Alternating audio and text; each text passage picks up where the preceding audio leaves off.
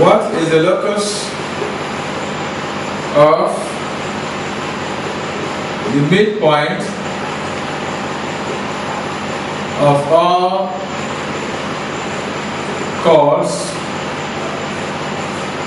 of length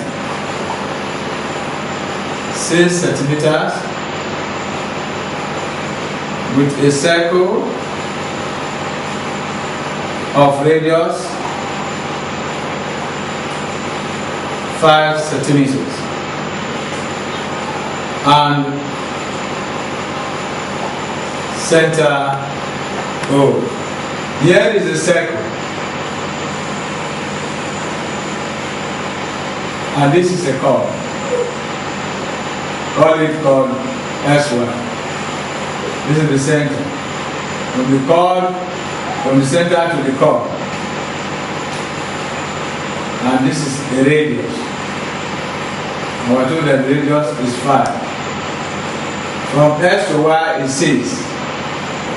The locus is the perpendicular bisector of the chords.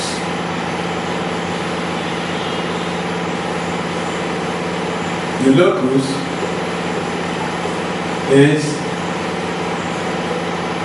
the perpendicular bisector of the chords.